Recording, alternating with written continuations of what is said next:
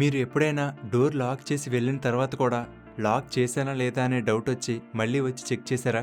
Gas off చేసిన తర్వాత కూడా కొంతసేపటికి ఆఫ్ చేశానా లేదా అనే డౌట్ వచ్చి మళ్ళీ చెక్ చేస్తున్నారా? పడుకునే ముందు అలారం పెడతారు, కానీ కరెక్ట్గా పెట్టామా లేదా అనేది చెక్ చేసుకుంటున్నారా? ఏదో 1-2 సార్లు ఇలా చెక్ చేసుకుంటే పర్వాలేదు, ఏదో అప్పుడప్పుడు ఇలా జరిగితే తప్పులేదు. కానీ అదే రోజుకి 10-20 సార్లు ఇలా చెక్ చేసుకుంటున్నారంటే అది ఓసీడీ అయ్యే అవకాశం ఉంది. ఇదే కాదు, ప్రతి వస్తువు దాని ప్లేస్లో పర్ఫెక్ట్గా ఉండాలి అనుకోవడం, డర్టీగా ఉంటాయి అనుకుని వేరే వాళ్ళకి షేక్ హ్యాండ్స్ ఇవ్వకపోవడం, లిఫ్ట్లో బటన్స్ని కూడా టచ్ చేయకపోవడం, పదే పదే చేతులు కడుక్కోవడం, ఇవన్నీ కూడా ఓసీడీ ఉంది అనడానికి సిమ్టమ్స్. డోర్ లాక్ చేశారని తెలుసు, గ్యాస్ ఆఫ్ చేశారని తెలుసు, చేతులు నీట్గా ఉన్నాయని కూడా తెలుసు, అయినా సరే చెక్ చేయాలనుకుంటారు. లేకపోతే ఏదో అనుమానం, భయం ఉంటుంది. ఈ ఓసీడీ అనేది అంత సింపుల్గా తీసుకోవాల్సిందేమీ కాదు. సినిమాల్లో చూపించినట్టుగా ఫన్నీగా ఉండదు. ఓసీడీ ఎక్కువగా ఉన్నవాళ్ళు మెంటల్గా చాలా ఇబ్బంది పడుతుంటారు. అయితే అసలు దీనంతటికి కారణమైన ఓసీడీ అంటే ఏమిటి? ఇది రావడానికి కారణాలేమిటి? ఈ ఓసీడీ ఎన్ని రకాలు? మీకు కూడా ఈ ఓసీడీ ఉందా లేదా అని తెలుసుకోవడం ఎలా? ఈ ఓసీడీ అనేది ఎంత ఇబ్బందికరంగా ఉంటుంది? ఇలాంటి ఎన్నో విషయాలు ఈ వీడియోలో తెలుసుకుందాం. కాబట్టి ఈ వీడియోని పూర్తిగా చూడండి. అలాగే మీ ఫ్రెండ్స్లో ఎవరికైనా ఓసీడీ ఉంటే వాళ్ళకి షేర్ చేయండి. ఓసీడీ అంటే అబ్సెసివ్ కంపల్సివ్ డిజార్డర్. ఇది ఒక మెంటల్ హెల్త్ కండిషన్. ఇది ఉన్నవాళ్ళు కొన్ని అనవసరమైన ఆలోచనల్లో చిక్కుకుపోయి రిపీటెడ్గా చేసిందే చేస్తూ ఒక లూప్లో ఇరుక్కుపోతారు. వాళ్ళకి తెలుసు వాళ్ళు చేస్తున్న పని యూజ్లెస్ అని, ఎటువంటి ఉపయోగం ఉండదని. అయినా వాళ్ళు చేయకుండా ఉండలేరు. సింపుల్గా చెప్పాలంటే ఈ ఓసీడీలో 2 పార్ట్స్ ఉంటాయి. మొదటిది అబ్సెషన్స్, అంటే ఒక రకమైన భయం, ఆందోళన కలిగించే ఆలోచనలు కలగడం. 2 కంపల్షన్స్, అంటే ఆ అబ్సెషన్స్ వల్ల వచ్చే భయాన్ని, యాంగ్జైటీని తగ్గించుకోవడానికి ఆ వ్యక్తి బలవంతంగా కొన్ని పనులు చేయాల్సి రావడం. ఉదాహరణకి ఓసీడీ ఉన్న వ్యక్తి తన చుట్టుపక్కల ప్రాంతాలు, అంటే లిఫ్ట్ బటన్స్ కానీ డోర్ హ్యాండిల్స్ కానీ శుభ్రంగా లేవు, ఒకవేళ వాటిని ముట్టుకుంటే వాటికి ఉండే బ్యాక్టీరియా తనలోకి చేరుకుని తనకి ఏదైనా హెల్త్ ఇష్యూస్ వస్తాయేమో, దానివల్ల తను చనిపోతానేమో, ఇలా రకరకాల ఆలోచనలు కలుగుతాయి. వీటిని అబ్సెషన్స్ అంటారు. ఆ భయాన్ని, ఆందోళనను తగ్గించుకోవడానికి వేటిని అంత ఈజీగా ముట్టుకోరు. ముట్టుకున్న తరచుగా చాలా ఎక్కువసార్లు చేతులు కడుక్కోవాలనుకుంటారు. వీటిని కంపల్షన్స్ అంటారు. అలాగే ఒక వ్యక్తికి తను గ్యాస్ ఆఫ్ చేశానా లేదా అనే డౌట్ వస్తుంది. తనకు తెలుసు ఆఫ్ చేశానని, కానీ మళ్ళీ అనుమానం, గ్యాస్ ఆఫ్ చేశానా? ఒకవేళ ఆఫ్ చేయకపోతే గ్యాస్ లీక్ అయిపోయి ఫైర్ యాక్సిడెంట్ జరుగుతుందేమో, అలా జరిగితే తన వాళ్ళు చనిపోతారేమో, ఇలా కంటిన్యూస్గా ఆలోచనలతో భయపడిపోతారు. ఇక ఆ భయాన్ని పోగొట్టుకోవడానికి పదే పదే వెళ్ళి గ్యాస్ సిలిండర్ని చెక్ చేస్తూ ఉంటారు. ఇక్కడ బాధాకరమైన విషయం ఏమిటంటే ఓసీడీ ఉన్నవాళ్ళు ఈ ఆలోచనలు కావాలని అనుకోరు. వాళ్ళకి తెలుసు ఈ ఆలోచనలు, భయం వల్ల ఎటువంటి ఉపయోగం ఉండదని. అయినా సరే వాళ్ళకి ఆ ఆలోచనలు వస్తూ ఉంటాయి. అలాగని ఇది పిచ్చి కాదు, ఓవర్ థింకింగ్ కాదు. సాధారణంగా ఏదైనా ప్రమాదం ఏర్పడబోతున్నప్పుడు, అంటే ఒక కుక్క వెంబడిస్తున్నప్పుడు, సడన్గా ఒక పెద్ద సౌండ్ విన్నప్పుడు, లేదా చీకట్లోకి వెళ్ళినప్పుడు మన బ్రెయిన్లో ఉండే ఫియర్ అలారం యాక్టివేట్ అవుతుంది. అది మనల్ని అలర్ట్గా ఉంచుతుంది. కానీ ఓసీడీ ఉన్న వాళ్ళ బ్రెయిన్లో ఫియర్ అలారం అనేది ఎప్పుడూ ఆన్లోనే ఉంటుంది. అందుకే ఎప్పుడు ఇలాంటి ఆలోచనలే రిపీటెడ్గా వస్తాయి. ఆ బ్రెయిన్ని కామ్ చేయాలంటే మనం ముందు చెప్పుకున్నట్లుగా చేస్తున్న పనినే పదే పదే చేస్తూ ఉండాలి. అయితే ఓసీడీ అనేది అందరికీ ఒకేలా ఉండదు. దీనిలో చాలా రకాలున్నాయి. వాటి గురించి క్లియర్గా చూద్దాం. Number 1, cleaning and contamination OCD. మనం మహానుభావుడు సినిమాలో చూడవచ్చు. శర్వానంద్ గారికి ఈ క్లీనింగ్ ఓసీడీ ఉంటుంది. ఇది ఉన్నవాళ్ళు తమ చుట్టూ ప్రతిదీ క్లీన్గా ఉండాలనుకుంటారు. రోజుకి 20-30 సార్లు చేతులు కడుక్కుంటారు. డోర్ హ్యాండిల్స్ కానీ, కరెన్సీ నోట్లు కానీ అంత ఈజీగా ముట్టుకోరు. అంత ఈజీగా షేక్ హ్యాండ్ ఇవ్వరు. బట్టలు క్లీన్గా ఉన్నా సరే వాటిని మళ్ళీ మళ్ళీ క్లీన్ చేస్తూ ఉంటారు. ఇది cleaning OCD. Next, checking OCD. ఈ చెకింగ్ ఓసీడీ ఉన్నవాళ్ళు ప్రతిదీ ఎక్కువసార్లు చెక్ చేసుకుంటూ ఉంటారు. డోర్ లాక్ చేశానా లేదా, గ్యాస్ స్టవ్ ఆఫ్ చేశానా, బైక్ ఆఫ్ చేసి కీ దానికే వదిలేశానా, ఇలా అన్నీ రిపీటెడ్గా చెక్ చేసుకుంటూ ఉంటారు. ఈ చెకింగ్ ఓసీడీ ఉన్నవాళ్ళు ఎప్పుడైనా బయటకు వెళ్ళేటప్పుడు ఇల్లు లాక్ చేయడానికి ముందు కనీసం ఒక అరగంట సేపు వీటిని చెక్ చేసుకుంటూ ఉంటారు. అప్పుడే వాళ్ళు కంప్లీట్గా సేఫ్గా ఫీల్ అవ్వగలరు. Next, symmetry and perfection OCD. అంటే ప్రతి వస్తువు కూడా దాని ప్లేస్లో ఉండాలి, అది కూడా ఒక యాంగిల్లో పర్ఫెక్ట్గా ఉండాలనుకుంటారు. మనం ఏదైనా ఒక వస్తువు టచ్ చేసి దాని పొజిషన్ని మార్చితే మళ్ళీ అదే పొజిషన్లో పెట్టాలని చూస్తారు. ఒకవేళ ఆ వస్తువు అలైన్మెంట్ తప్పితే వీళ్ళు డిస్టర్బ్ అయిపోతారు.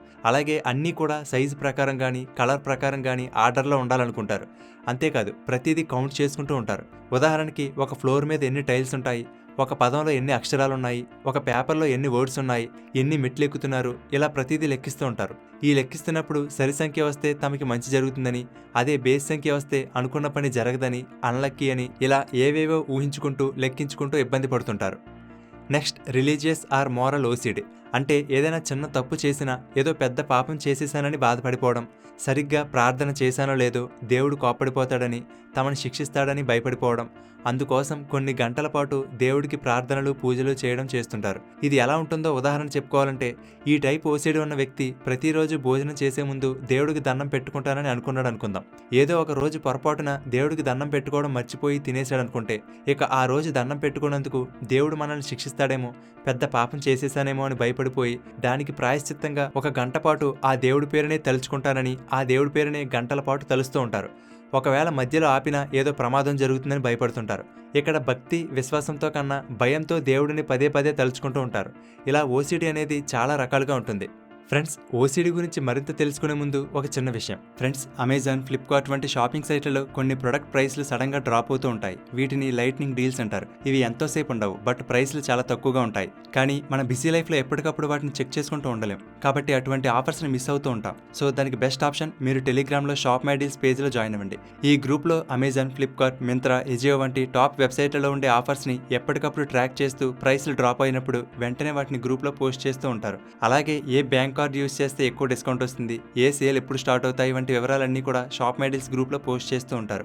సో మీరు ఈ డీల్స్ ద్వారా చాలా అమౌంట్ సేవ్ చేసుకోవచ్చు. మరి ఇంకెందుకు ఆలస్యం, డిస్క్రిప్షన్లో ఇచ్చిన లింక్ మీద క్లిక్ చేసి కానీ లేదా టెలిగ్రామ్లో షాప్ మై డీల్స్ అని సెర్చ్ చేసి కానీ ఆ గ్రూప్లో జాయిన్ అవ్వండి. లేదా టెలిగ్రామ్ లేని వాళ్ళు డిస్క్రిప్షన్లో ఇచ్చిన వాట్సాప్ లింక్ మీద క్లిక్ చేసి వాట్సాప్ గ్రూప్లో కూడా జాయిన్ అవ్వండి. ఎప్పటికప్పుడు మంచి మంచి ఆఫర్లను, అప్డేట్లను మిస్ అవ్వకుండా పొందండి. ఇక టాపిక్లోకి వెళ్ళిపోతే, చాలామంది తమకున్న ఓసిడి వలన చేసే పనులను హ్యాబిట్స్ అనుకుంటారు. కానీ రెండింటికి డిఫరెన్స్ ఉంది. హ్యాబిట్ వల్ల చేసే పనులలో మనం నార్మల్గా ఫీల్ అవుతాం, కొంత ఎంజాయ్మెంట్ కూడా ఉంటుంది. ఉదాహరణకి వర్క్ చేసే డెస్క్ని, స్టడీ టేబుల్ని నీట్గా అరేంజ్ చేసుకోవడం, పడుకునే ముందు గ్యాస్ని ఆఫ్ చేసామా లేదా అని చెక్ చేసుకోవడం, తినే ముందు చేతులు కడుక్కోవడం, షూస్ని నీట్గా ఉంచుకోవడం, ఇవన్నీ కూడా మనందరికీ ఉండే నార్మల్ హ్యాబిట్స్. ఒకసారి ఈ పని చేసి ఆపివేయగలం, వీటి వలన ఎటువంటి స్ట్రెస్ ఉండదు. కానీ ఓసిడిలో ఆ పనిని ఆపాలని ట్రై చేస్తే స్ట్రెస్ క్రియేట్ అవుతుంది. ఒక సాటిస్ఫాక్షన్తో కాకుండా భయంతో బలవంతంగా చేయవలసి వస్తుంది. హ్యాబిట్ వలన చేసే పని సెకండ్లు, నిమిషాల్లో పూర్తయిపోతుంది. కానీ ఓసిడితో చేసే పనులకు గంటల సమయం పడుతుంది. ఒక రోజులో చాలా టైం వేస్ట్ అయిపోతుంది. సో ఈ ఓసిడి సిమ్టమ్స్ ఎలా ఉంటాయనేది చూసుకుంటే, ఈ ఓసిడి వలన మన మైండ్ అండ్ బిహేవియర్ రెండూ ఎఫెక్ట్ అవుతాయి. మైండ్లో ఆఫ్ చేశానా లేదా, క్లీన్గా ఉందా, లేకపోతే ఏమవుతుంది, ఇలా కాన్స్టెంట్గా డౌట్స్ రన్ అవుతూ ఉంటాయి. బిహేవియర్ పరంగా చూసుకుంటే బయట చేసిందే చేస్తూ అన్నీ కౌంట్ చేసుకుంటూ మన బిహేవియర్ దెబ్బతింటుంది. మనం ముందు చెప్పుకున్నట్టు నార్మల్ పర్సన్ అయితే గ్యాస్ స్టవ్ ఆఫ్ చేసామా లేదా అనేది ఒకసారి, మహా అయితే 2 సార్లు చెక్ చేస్తాడు. అదే ఓసిడి ఉన్న వాళ్ళైతే 15 నుండి 20 సార్లు చెక్ చేస్తారు. వాళ్ళకి తెలుసు ఆఫ్ చేశామని, అయినా లోపల నుండి ఒక వాయిస్ డౌట్ క్రియేట్ చేస్తూ ఉంటుంది. మన మైండ్ ఆ పనిని రిపీటెడ్గా చేయమని ఫోర్స్ చేస్తూనే ఉంటుంది. లేకపోతే స్ట్రెస్, భయం క్రియేట్ అవుతాయి. అయితే అసలు ఈ ఓసిడి రావడానికి గల కారణం ఏంటి అనేది చూస్తే, ఈ ఓసిడికి సింగిల్ రీజన్ కాదు, చాలా కారణాలున్నాయి.